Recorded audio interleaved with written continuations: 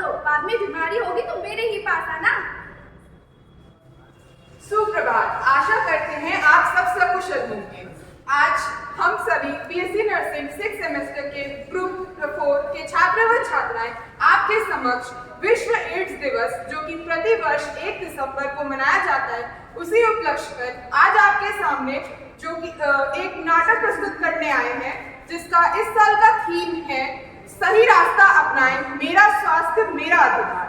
आज हम आपको ये बताने जा रहे हैं कि एड्स एक खतरनाक जानलेवा बीमारी है जो कि HIV वायरस से फैलती है। तो आइए चलते हैं एक दृश्य की ओर जहां दो दोस्त सुई से नशा करते हुए धुत हैं। आइए देखते हैं पहला दृश्य, जिसमें 3 दोस्त नशे की हालत में आते हैं और नशे की हालत में धुत हैं। और दोस्त कैसे हो? बढ़िया दोस्त, तुम अपना बताओ कैसे हो? बढ़िया है, तेरा नशा लाया हूँ। ये क्या है भाई? भाई ये नस में लगाने वाली चीज है। मजा आएगा? बहुत मजा आएगा भाई। कहाँ से लाया हो मुझे? भाई ये लेकिन शेयर करना पड़ेगा। कहाँ से लाए हो भाई? पत्ता पुल से लाया भाई।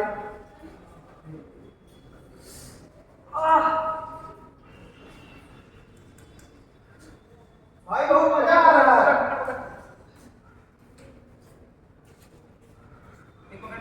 अरे बहन, इनको देखो क्या कर रहे हैं। ये भगवान, खुलेआम नशा कर रहे हैं। थोड़ा भी तमीज नहीं इन लड़कों में। पूरा माहौल खराब करके रखा मोहल्ले का। देखो जरा कैसे सुई से नशा कर रहे हैं। हाँ, पता नहीं कहाँ खा रहे हैं, उठते हैं, बैठ के कितनी बीमारी हो इनको।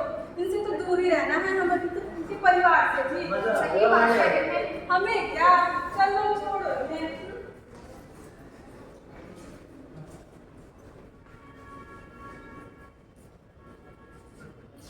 अरे बहन, सुनती हो? कैसी हो? ठीक हो? और तुम लोग बताओ, तुम लोग कैसे हो? हम भी ठीक ही हैं बहन। अरे बहन, अपने बेटे पे ध्यान नहीं देती क्या? क्यों, क्या हुआ मेरे बेटे को? वो मोहल्ले में कैसे सुई लगा के नशा कर रहा है?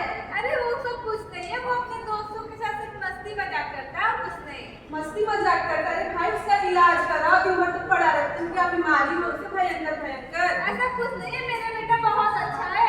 कल ही उसे लड़की वाले देखने आ रहे हैं। लड़की वाले? इनके बेटे का कोई ट्यूशन है जो इनको लड़की वाले दे रहे हैं। पता नहीं कौन लड़की दे रहा है। पता नहीं बहुत बड़ा भविष्य है मेरे बेटे का। देखना, इतने धूमधाम से शादी करूंगी, तुम लोग देखते रह जाओगे। कौन तुम्हारे घर आ ही रहा है? ठीक है, नहीं बुलाऊंगी मैं।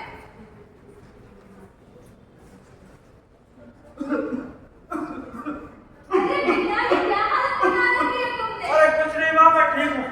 कितनी बुरी हालत है तुम्हारी। चलो तुम्हें डॉक्टर के पास। अरे नहीं माँ, मैं ठीक हूँ, मुझे कोई जरूरत नहीं है दिखाने की। चलो, जरूरत है।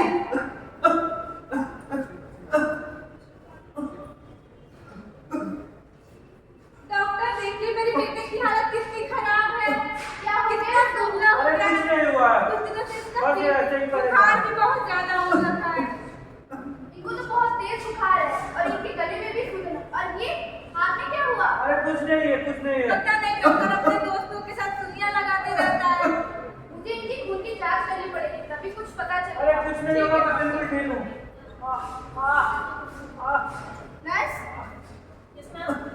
ये सैंपल ले जाओ और रिपोर्ट लेकर आओ। अरे माँ, मुझे इलाज नहीं करानी है, मैं जा रहा हूँ। मैं ठीक हूँ बिल्कुल। घूम फिर के परेशान करती ये हूँ। ऐसे ही करता है, मेरी बात बिल्कुल नहीं सुनता है।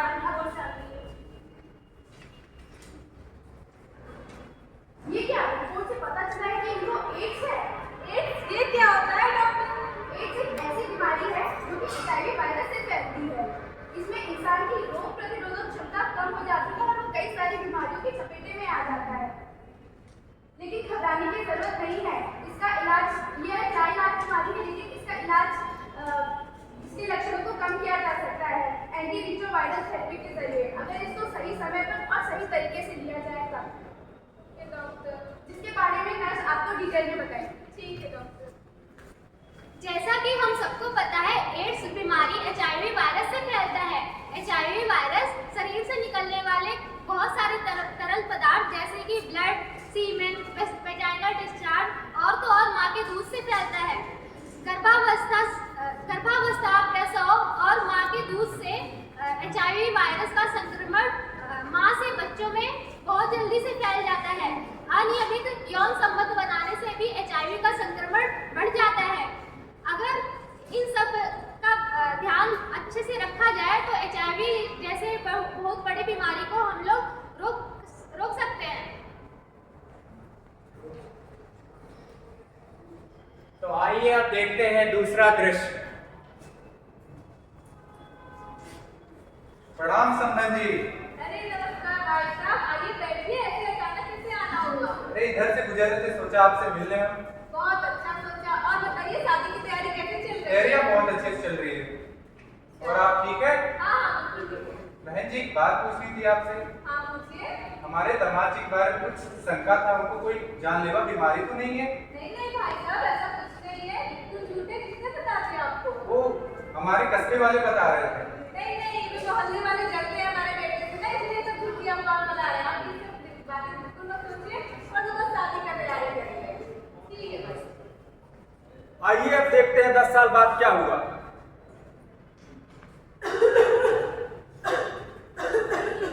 अरे बाबू, ये इतनी हालत तुम्हारी कैसे खराब हो गई है? माँ जी बहुत कमजोरी से लग रही है। हे भगवान, मेरा बेटा मुझे अकेले किसके साथ छोड़ के चला गया? ठीक है चलो डॉक्टर के पास लेके चलती हूँ। जी माँ जी। बेटा तुम भी चलो। क्या हो गया इन्हें? डॉक्टर देखिए, मेरी पोती की तबीयत खराब हो रही है। कुछ साल पहले मैं अपने बेटे को लेकर आई थी आपके पास, तो आपने बताया था कि उसे एड्स से और कुछ दवाइयाँ भी चलाई थी, बट उसने दवाइयाँ ली नहीं, जिसकी वजह से कुछ साल बाद ही वो दुनिया छोड़ के चला गया। और अब वही लक्षण मेरी बहू में भी नजर आ रहे हैं। इसका इलाज करिए, देखिए क्या हुआ। आप इनकी ब्लड रिपोर्ट लाई है? Yes doctor.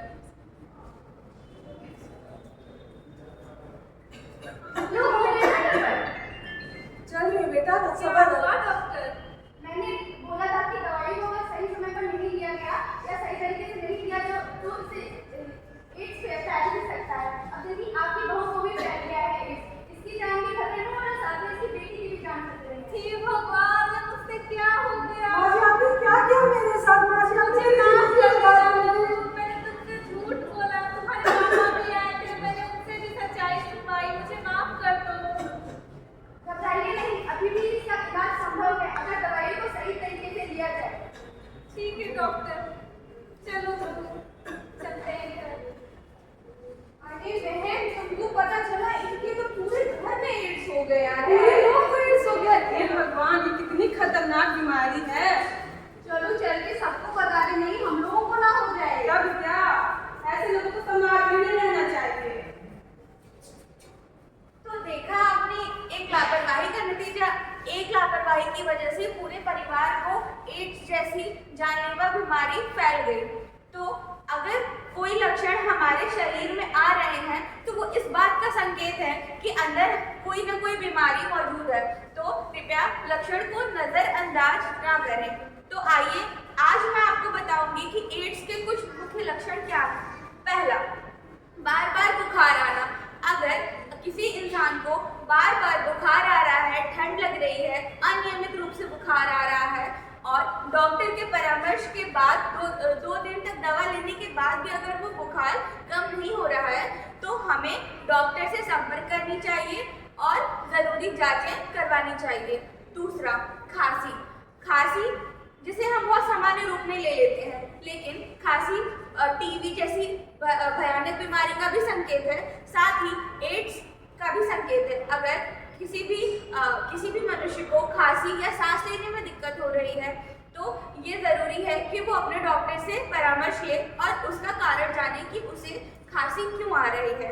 तीसरा, हमें ये ध्यान देना है कि हमारे शरीर में कोई बदलाव तो नहीं हो रहे हैं, जैसे कि हमें ध्यान देना है कि हमारे गर्दन, बगल या फिर जांघ में अगर कहीं पे भी सूजन या फिर कोई उभरा हुआ मांस देखने को मिल रहा है तो हमें इसका कारण डॉक्टर से पता करना चाहिए कि ऐसा क्यों हो रहा है। अगर उसमें दर्द हो रहा है तो उसकी भी जांच हमें करवानी चाहिए।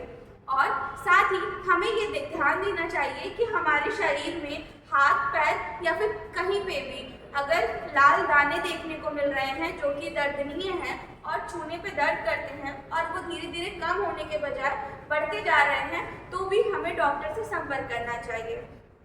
एड्स में हम ये देखते हैं कि इंसान को थकान महसूस होती है। अगर इंसान अपनी सामान्य दिनचर्या से हटके समान दिनचर्या भी नहीं कर पा रहा है, असमर्थ है उसको करने में, तो हमें देखना है कि इंसान को ऐसी थकान क्यों महसूस हो रही है। वजन जो है अगर वो कम हो रहा है तो उस पर भी हमें ध्यान देना है कि वजन क्यों अनियमित रूप से कम हो रहा है। अगर आप ये सारे संकेत को नज़रअंदाज करेंगे तो हो सकता है कि जैसे इनके पूरा परिवार ग्रसित हो गया, हो सकता है कि एक छोटे से संकेत को नज़रअंदाज करने की वजह से आपका स्वास्थ्य बहुत ज़्यादा बिगड़ सकता है। इसीलिए अपने स्वास्थ्य के प्रति जागरूक बनिए और जिम्मेदार बनिए। अब हम देखते हैं एक दूसरे परिवार को जिनकी बेटी HIV पॉजिटिव होती है।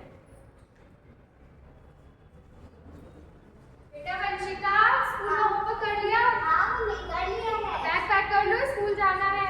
नाश्ता किया? हाँ मम्मी कर और लिया। दवा? अभी दवा नहीं खाई है।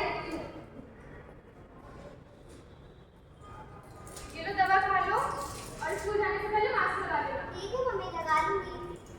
सुनती हो? हाँ, बिटिया को खाना खिला दिया? खिला दिया। दवा टाइम से दे दी हो? दे दी। बेटी तुमने खाना खा लिया है? हाँ पापा खा लिया है मैंने। दवा टाइम से खाती हो ना? हाँ दवा मम्मी दे देती है टाइम से। ठीक है, चलो तुमको स्कूल छोड़ देते हैं। ठीक है पापा, चलिए। तो जैसा कि आपने देखा कि ये दूसरा परिवार एक बहुत ही जागरूक परिवार है। इनको पता है कि इनकी बेटी को HIV जैसी एक जानलेवा बीमारी है, लेकिन उन्होंने इस बीमारी की गंभीरता को समझते हुए अपनी बेटी का बचपन से इलाज करवाया है और आगे भी उस इलाज को जारी रखा है। साथ ही उन्होंने अपनी बेटी को पूरा प्यार दिया है। तो आइए, अब तक हमने देखा कि एड्स क्या होता है, ये किस वजह से फैलता है और इसके क्या क्या लक्षण होते हैं। तो अब हम इसके इलाज के बारे में कुछ बातें करेंगे। एड्स का सबसे बेहतर इलाज होता है ART थेरेपी, मतलब कि एंटी रेट्रोवायरल थेरेपी। इसमें कई सारी दवाइयों को मिलाकर पीड़ित को दिया जाता है। अगर किसी व्यक्ति को एड्स हो जाता है तो हम उसे पूरी तरीके से ठीक तो नहीं कर सकते, लेकिन इन दवाइयों की मदद से हम HIV वायरस को शरीर में फैलने से रोक सकते हैं, जिससे कि इसके लक्षण कम हो सकते हैं और पीड़ित का जीवन थोड़ा आसान हो सकता है। HIV यानी एड्स के इलाज हम दो तरीके से कर सकते हैं। पहला गोलियों की मदद से और दूसरा इंजेक्शन की मदद से। अगर जो भी पीड़ित व्यक्ति हैं एड्स से, उन्हें अपनी दवाइयाँ समय पे और सही तरीके से लेती रहनी चाहिए। उन्हें डॉक्टर की सलाह के बिना अपनी दवाइयाँ बंद नहीं करनी है, क्योंकि ऐसा करने से इसके लक्षण और ज़्यादा बढ़ सकते हैं और पीड़ित की जान का खतरा बढ़ सकता है। इसके साथ ही जो गर्भवती महिलाएं होती हैं, अगर वो एड्स से ग्रसित हैं तो उनसे बच्चों में भी होने की संभावनाएं होती हैं, जैसे कि प्रसव के समय या फिर स्तनपान कराते समय। इसके लिए हमें इस बात को सुनिश्चित करना है कि गर्भवती महिलाओं का प्रसव एक अच्छे अस्पताल में ही हो। साथ ही एक गर्भवती महिला या आम इंसान को भी समय समय पर अपने शरीर की जांच और अपने स्वास्थ्य की जांच कराते रहना चाहिए। इसके लिए हमारी सरकार ने कुछ एड्स की योजनाएं भी निकाली हैं, जैसे कि राष्ट्रीय एड्स एवं STD योजना, जिसके अंतर्गत जो भी पीड़ित हैं उन्हें सरकार की तरफ से दवाइयाँ और इलाज मुफ्त में दिया जाता है।